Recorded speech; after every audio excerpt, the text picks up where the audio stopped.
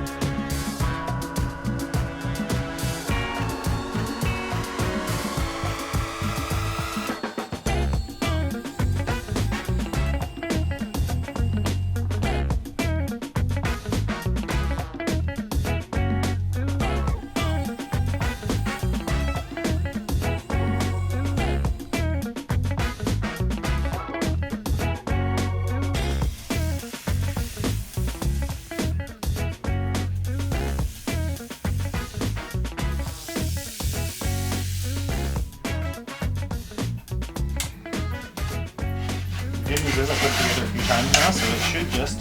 Ha ha ha!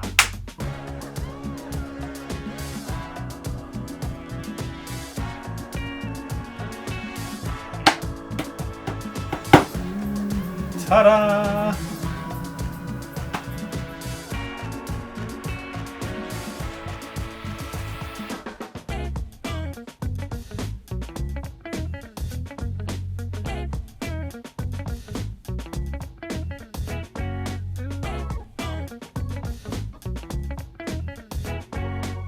We'll see you at the Toronto Woodworking Show.